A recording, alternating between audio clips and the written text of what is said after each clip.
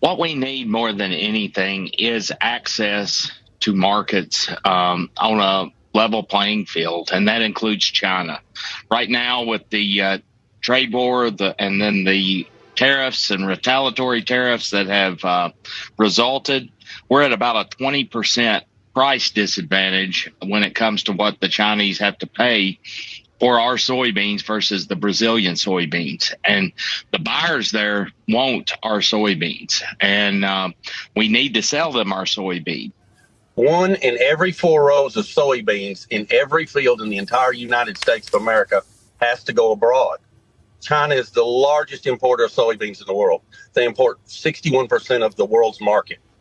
Last year, we sent around 12 billion, I think $14 billion worth of soybeans the year before. For the first time in 20 years, China's bought 0 soybeans and 0 new crop corn out of this country. 0? So we went from 12 billion to 0. Where are they buying the soybeans? Brazil. You see, we lost 42% of our market share in the first tariff war. In Trump's first tariff war, the Chinese went to buying their soybeans from Brazil. They invested billions of dollars in Brazilian infrastructure. They have moved into Africa, and they're going to commercially farm in Africa. Since we left with USAID, they moved their Belt and Road program into Africa. So we've pretty much lost the Chinese market share. If we got 100% of the soybean business, Katie, for every country in the world except for Brazil and Argentina, we would still only have half the soybean business that China is. Farmers are now begging. Farmers are begging for the current administration to make a trade deal with China for soybeans. Begging. There is no trade deal. It's the end of August for soybeans for farmers in the United States. Do you want to know what percentage that we sent to China? 60 to 70% of soybeans were sent to China.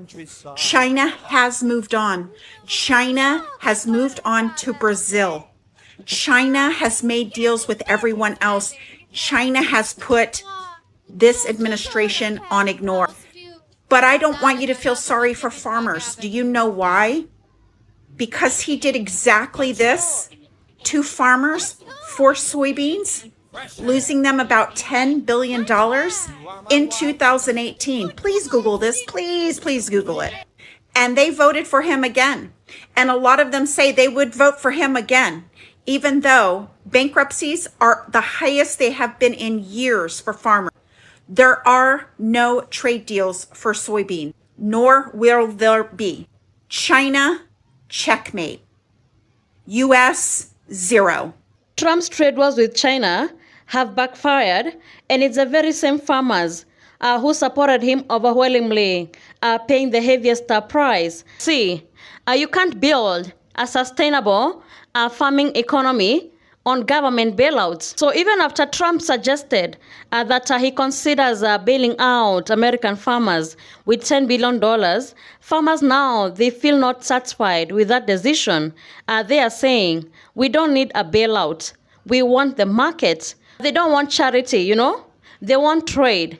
They want to sell what they produce and not to depend on political lies every election. Because even if we get bailed out, and there are no markets, where are we going to sell our soybeans, you know? This is a real cost of soybeans, not on politicians, not on billionaires, but on hardworking farmers across America.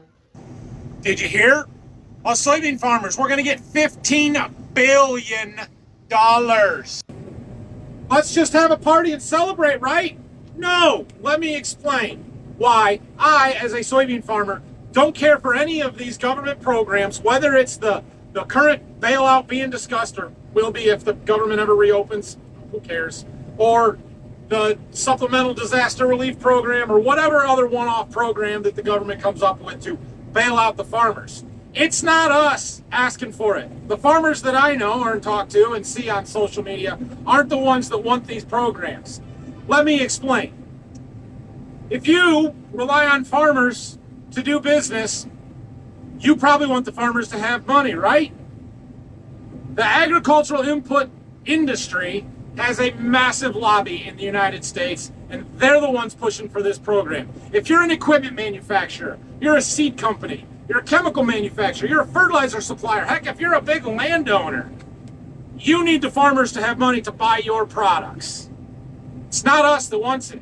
This is all coming from the ag input suppliers trying to keep their prices artificially higher so that they can make their money, and the farmers will be the ones that take the fall if they got the bailout. Do you think the government is going to write a check to the manufacturer of this green combine? No, not a chance. But if they write thousands of checks to the farmers and then we go and spend our money with them, they can charge $750,000 for a tractor instead of being reasonable, right? Same thing with the seed companies. Why are we paying $300 a bag for seed corn? Well, because we can, apparently, and they know that we can. If the government would stay out of these things and not give away this kind of money on a large scale, everything would be better off for the farmers. Now, I know some of you are already typing, well, just don't take the money, right? Wrong. That doesn't work. Because if I stand on principle and say we aren't going to take this money, but they give it to everybody else, all of my inputs are still way up here. They're still high, right? It still costs me a huge amount for equipment, for fertilizer, for seed, for all of the other things that we have to buy. And all of my neighbors now have that money. Neighbors meaning the guy next door, the farmers in Iowa, halfway across the country. They can all afford to do it because they took the government payout, the government bailout money, and I didn't. Either nobody gets it or everybody does. The government should not pick winners and losers. I don't like any of it, but I can't just not take it. You guys with me? Am I right or wrong here? You can tell me if I'm wrong. These Republican voting farmers are finding out the hard way. Caleb Ragland grows soybeans in Kentucky. He's voted for Trump every election since 2016. And now, he calls the current crisis Farmageddon. Why is he calling it Farmageddon? Because Trump's trade war shut down their biggest customer, China. Soybeans used to be a $25 billion export. Now they're sitting in bins unsold while Brazil cashes in. And Caleb's not alone. Eric Yukin, a 7th-generation farmer in Iowa, with 750 acres of corn and 600 of soybeans, also voted for Trump in 2024. I didn't anticipate it being as bad as it is, he says. You didn't remember Trump screwing you guys over his last presidency? The funniest quote he says is that it's kind of the government that's put us in this situation. Eric, you don't say. He says pigs and cattle are keeping his farm afloat, barely. But there's no clear plan from DC. Just a maybe later bill that won't help until next year. This year's crop is rotting. We don't know what's happening day to day, Yukin says. Man, what a great guy to vote for. Someone that you have no idea what he'll screw up next. The last time we had bailouts was to buy future votes. Now, it doesn't matter anymore, he says. Ding, ding, ding. We got a winner, Eric. Trump's not coming to save you. He got what he wanted. Power, attention, money, and chaos. While you got tariffs, bankruptcy, and empty silos. And now that the votes are in and the markets are gone, he's moving on, while you're still out in the field waiting for a harvest that has nowhere to go. I hope you like soybeans, because there's going to be plenty of leftovers for you to eat. Today, $13 billion were lost from the U.S. economy because China announced it will no longer be buying U.S. soybeans. Instead, they're going to buy them from Brazil. That's about $13 billion worth of exports just gone. I don't know if you guys know how much of the United States is just dedicated to growing soybeans, but take a trip around the South. Take a trip around like North Carolina, for example. You'll see there's soybean fields everywhere. Primary customer of those, China. Chinese firms. I don't think people are getting it, man. Like, even if the tariffs got canceled today, I mean, the damage is done effectively. I mean, it's going to take years for the United States to regain, if it ever can at this point, its position within the global trade infrastructure. Because global trade is only possible because of a system of handshakes, a system of trust between trading partners, where everybody trusts that the other parties in any trade deal are going to maintain the same systems and agreements for harvesting, packaging, transporting, unloading, and reselling goods between each other. And what the United States has done here over the last 90 days, it's only been 90 days, is it has said to the entire world, we cannot wrangle our worst impulses.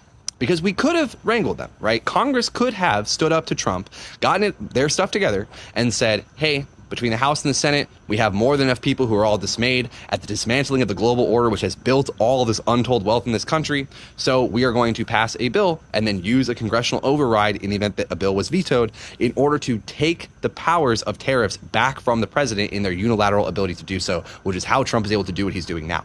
But they did not do that. What did they do instead? They cowered, right? They bent the knee because they're all afraid of this guy and his little minion from South Africa. And the cost they are paying, right, is the cost to their own bottom lines as private individuals, because they have investment portfolios that are also not doing too hot and will continue to not do too hot in a declining fashion, an accelerating rate of decline, I might add, the longer this goes on. And they're also selling off all of their kids' futures. You know, whatever legacy these people are hoping to leave for just themselves and their family, I mean, they're destroying it whole cloth right here.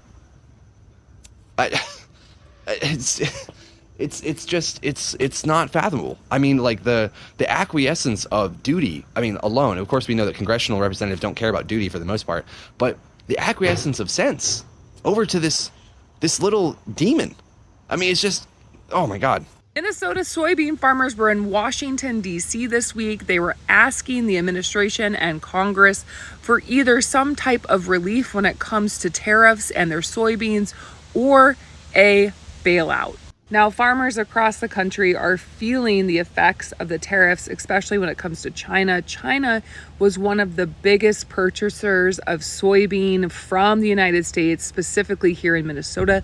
They bought almost every 2 out of 3 rows of soybeans here in Minnesota. China is now buying their soybeans from South America. It's about 20% cheaper to buy their soybeans from South America. Therefore, they no longer need the supply from the United States. The issue is not just that they're not buying soybeans, it's the storage of the soybeans as well.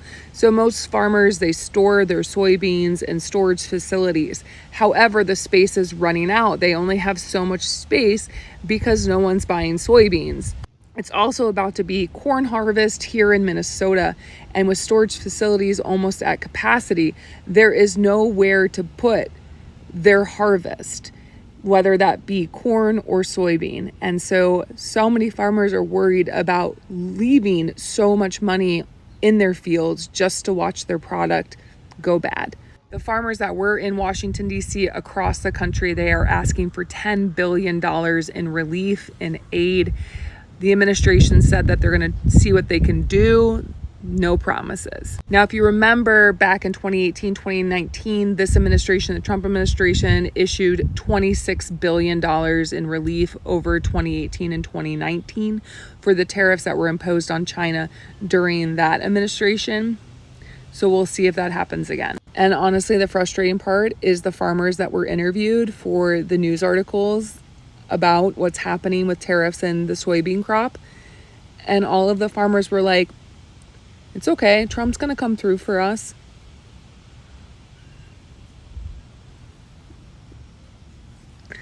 Okay. If I see another farmer on TV crying and whining about their situation, I'm going to go insane. Let's get into it. So I'm kind of piggybacking off a video I saw yesterday, the day before, from Middle Aged Rider. Go follow him if you're not doing it already. He's got good content. But I am just so sick of seeing farmers crying and whining because they can't sell their soybeans or whatever crop they've got. I'm going to remind you what these same fucking farmers were saying back in 2019 when the same bullshit was happening, and they still showed up to vote for this fucking maniac who tried to overturn an election, who got convicted of felonies, found liable for sexual assault. They had no problem showing right back up for this motherfucker, and I'm going to show you why. So back in 2019 and 2020, you can see here that farmers were giving billions and billions and billions of dollars of straight cash payments, checks written of $100,000 or more sent straight to them. Look, $28 billion in 2 years, all because of his trade war. You can see here, farm subsidies jumped to their most in 14 years back in 2019. This farmer here who was interviewed could not sell his soybeans to China because of Trump's tariffs back in 2019. And then he said Trump money is what we call it. It helped a lot, and my understanding is they're going to do it again. So yes, boy, they loved that government money coming to them, didn't they? Shows right here. Thousands of farmers got more than $100,000 each. Roughly twice as much as the actual harm. I mean, they was just throwing them money. And now they want to come back 5 years later, whining and crying and bitching and moaning. I'm so sick of it. I'm going to show you a farmer from North Dakota right now who did a damn interview, and she tells you just exactly how fucking selfish they all are. Jager says that ever since the August 1st tariffs took place, she's been worried about her income, loans, and bills. She says that she's never had to worry before about her crops not having a market. China, which usually buys the largest amount of soybeans from U.S. farmers, has stopped because of tariffs. Out against everything, knowing that agriculture in America needs an international market, it's just really unfair. You know, how about you look at the items that you really could tariff that won't affect so many people. I mean, are you fucking kidding me? Tariffs for all of us. She don't mind that. Tariff everybody else, but don't tariff us. I mean, completely selfish assholes. Everybody saw what was coming. If you are a fucking Trump voter, I'm out of empathy for you, okay? You deserve to live with the fucking consequences of the decision that you made, just like everybody else has to live with the fucking decision that you made. Breaking news. MAGA soybean farmers across the southern United States are crying and complaining about the Chinese not buying our soybeans. What? The Chinese are not buying our soybeans because of Trump's tariffs, where they have in turn placed tariffs on our soybeans and made them so expensive that we can't sell soybeans to China, and China is one of the biggest buyers of soybeans in the world. What? Well, MAGA farmers, who did you vote for? MAGA farmers, we tried to tell you this would not be a pretty picture. MAGA farmers, you not remember back in 2018, 2017, and Trump had another tariff war with China, and this same thing happened? Well, did you not expect it to happen again? There was about a $15 or $16 billion bailout. Socialism for the farmers. Oh, it's okay for you all to get payments when Trump messes up the economy on soybeans and causes China. Damn it, Obama and Biden. Because of you all, the United States can't sell their soybean, and farmers in West Virginia can't sell their shit, and they're going to lose their homes. And if it wasn't for Biden and Obama, none of that would happen, because then Trump wouldn't have had any reason to go to war with China. And they wouldn't have any reason to be boycotting. Get the fuck out of here with that shit. And I'm not going to lie. We were talking about how we want to feel bad for the farmers, because what happens to them happens to us. The problem is they didn't care what was going to happen to us, and it's happening to them first. And you cannot feel sorry for farmers when they done this to themselves. They done this. They endorsed him. They all went out and voted for him, knowing what he did to them his first term. They're like, well, he won't do it again. Okay. Anyway, it's just hard to feel sorry for him. We're all in trouble here. But you know what? They were hell-bent on fucking around and finding out for the second time. And they put us all in this position, not just them. A lot of people, a lot of companies, and a lot of companies are like, oh, well, we messed up. You sure did. Live with it. We have to live with your decision, so enjoy that shit. Take power with it. With your full chest. Remind yourself every morning when your company's going down the shitter, especially if you're a small company. Because they like the big companies. They just don't like the small businesses. They ain't for all that shit. With your full chest, make sure you tell yourself every morning, we done this. Trump's administration trade wars with China was supposed to protect the American industry, but instead, it triggered a domino effect that destroys one of America's strongest agriculture markets.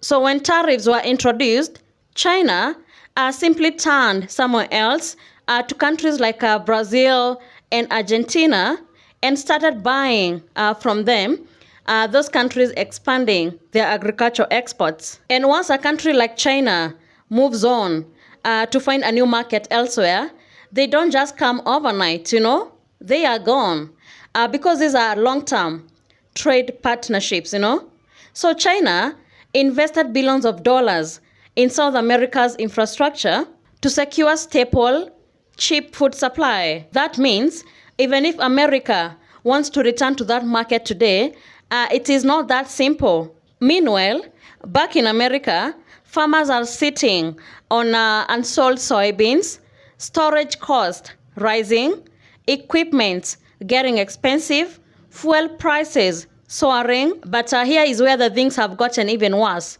Trump promised a 100% tariffs on Chinese goods, and that means the conflict is nowhere near end. The same farmers who cheered on him are now realizing the harsh truth. And even the promised bailouts, they now feel like a temporary band-aids on a deep economic wounds. You can't win a trade war by isolating your biggest trading partners, America's agriculture is now facing its longest downturn in years. Rural towns that once depended on farming are now shutting down, Businesses are shutting down, hospitals are shutting down, and young people are moving away because they see no future in those towns. This is what happens when politics plays with people's livelihoods.